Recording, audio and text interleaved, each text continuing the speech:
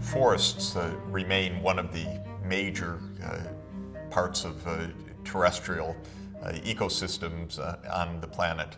We know that forests cover something around 30% of the total land area.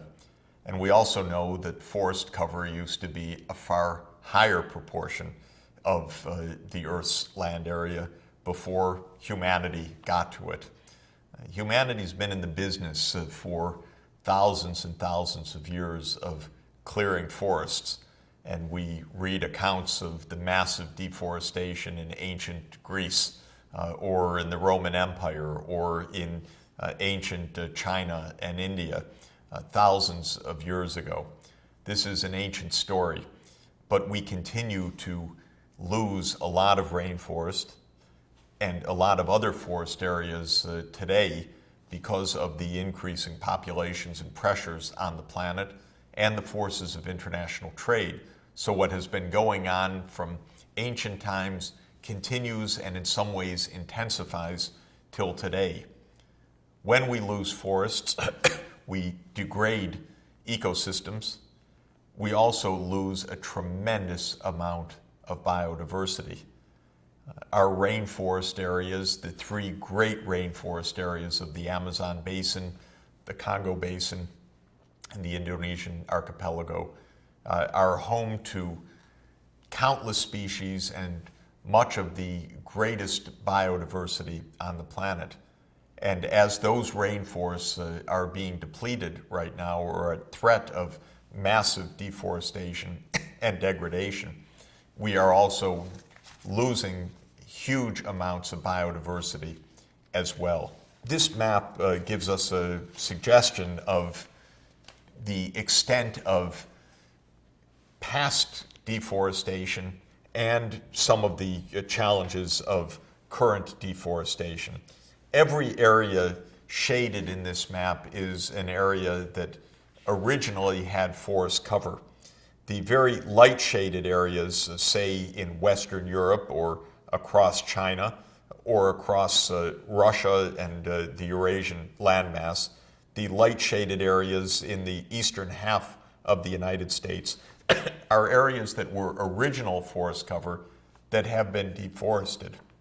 So Western Europe, much of the eastern half of the United States, essentially all of China, lost its original forest cover to human activity. In the case of China, hundreds of years ago, that process was already complete. India as well, having lost a huge amount of its original forest cover.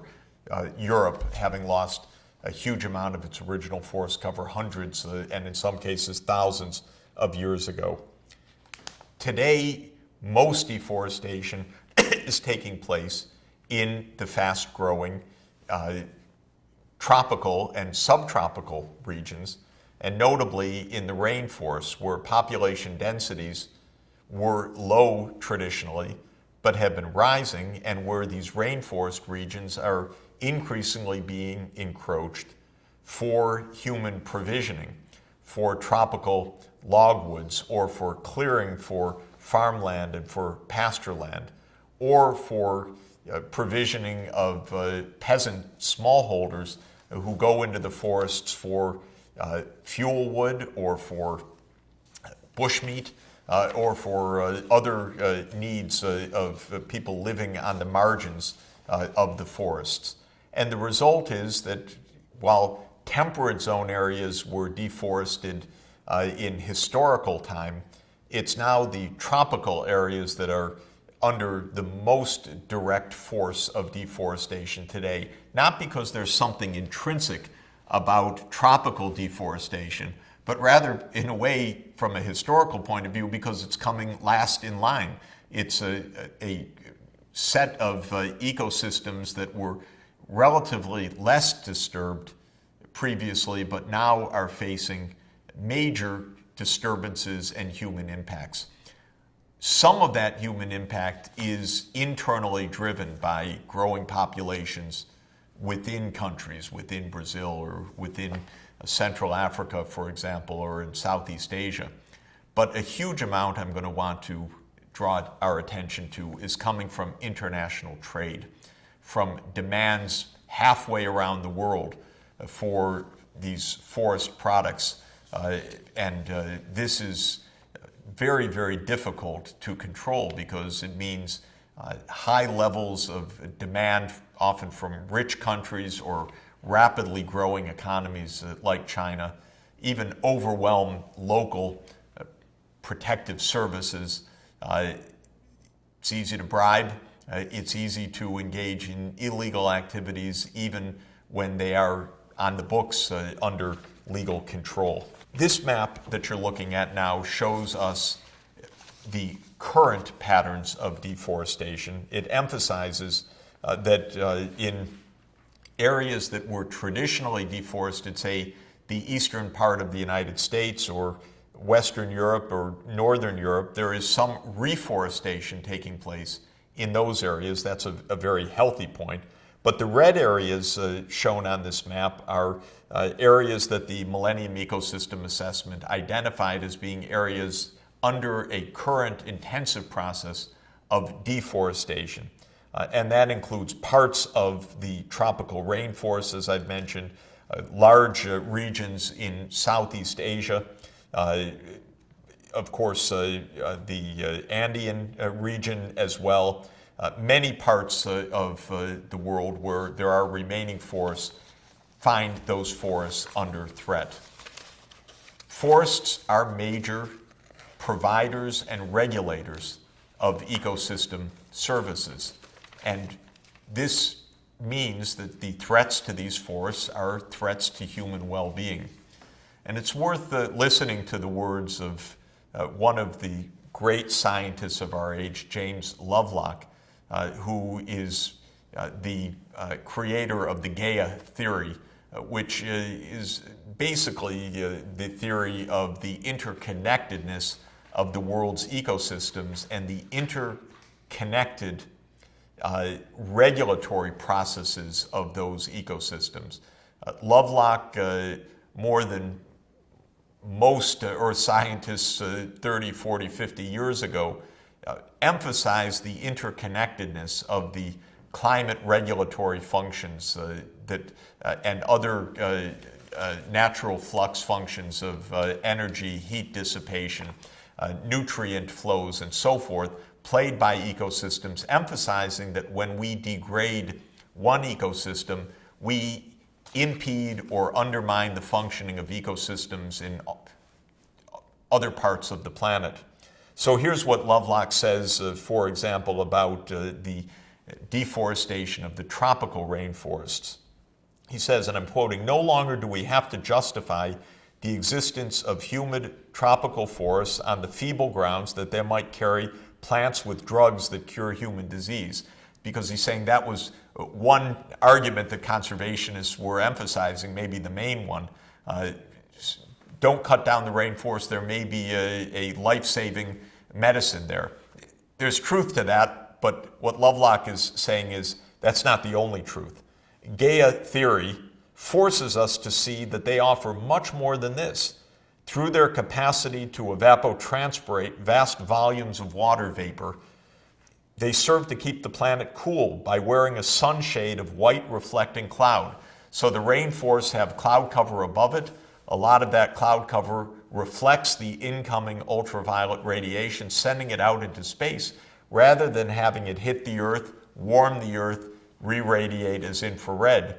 And so the changing reflectance of the planet, caused by the existence of the rainforests, is a regulatory feature of climate, not intuitive, not of our everyday nature, but recognized by an interconnected Earth systems science. So, Lovelock concludes, their replacement by cropland could precipitate a disaster that is global in scale.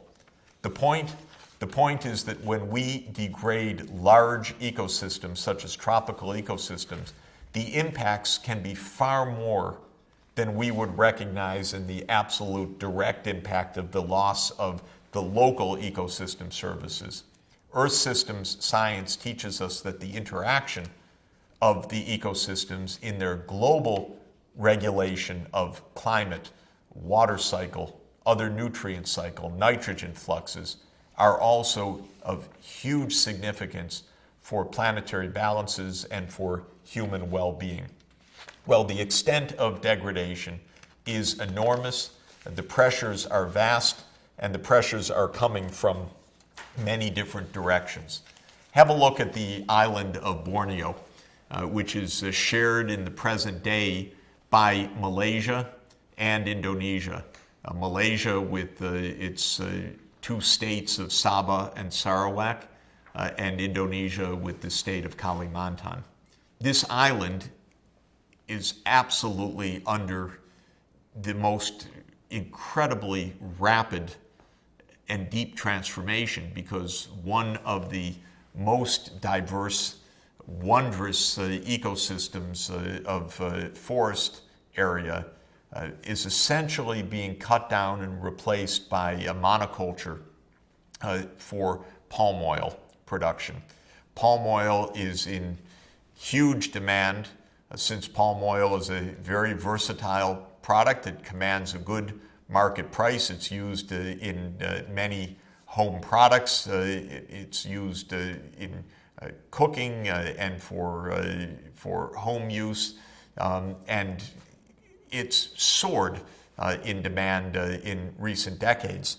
And the maps that you're looking at, produced by UNEP, both show the actual decline of forest cover on the island of Borneo up through the year 2005, and then projections that were made under a business as usual trajectory for 2010 and 2020.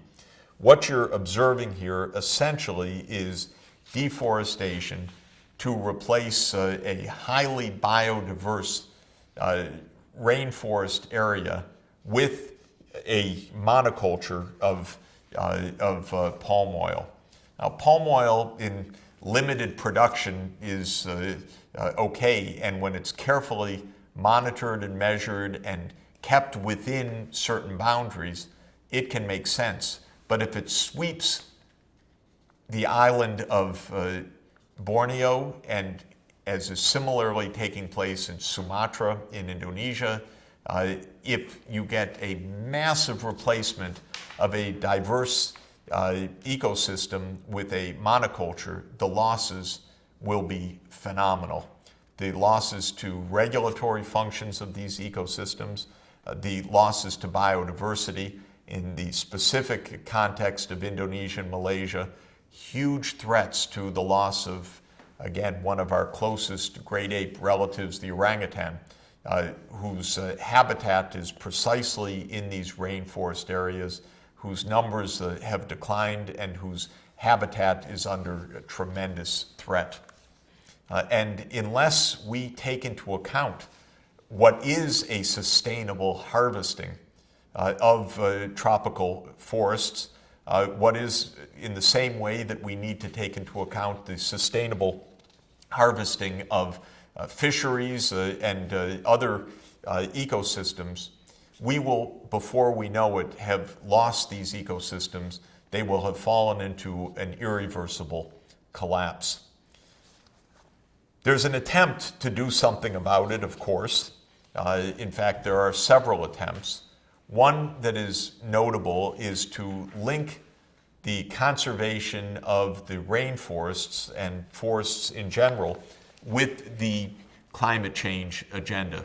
Because remember that perhaps 15% of the total carbon dioxide emissions each year are coming from land use change, especially from deforestation.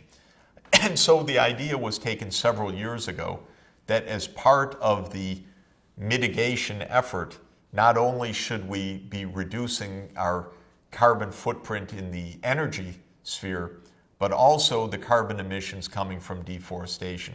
And the project that has grown up from that is called REDD+, R-E-D-D+, which stands for Reduced Emissions from Deforestation and Forest Degradation. And so it's both the thinning of forests and the clearing of forests that are the target of the REDD+ initiative. The idea, and it's a good one, is to give financial incentives to farmers and to communities and to forest communities in general, often including indigenous populations, to protect the forests and to replace part of the income that in the short term they would lose from their overexploitation of the forest products with a sustainable flow of income of other kinds, including a top-up of income being provided by donor countries. Norway, for example, has offered $1 billion to Brazil in a REDD+ initiative to slow or stop the deforestation of the Amazon and to use this funding to create financial incentives for forest communities in the Amazon to play the role of protecting the Amazon rather than facilitating its loss. The map that you're seeing here are the participating countries. The countries in red are countries that are actively receiving from the United Nations support for developing REDD+ programs. Other partner countries are shown in blue. It is an important effort.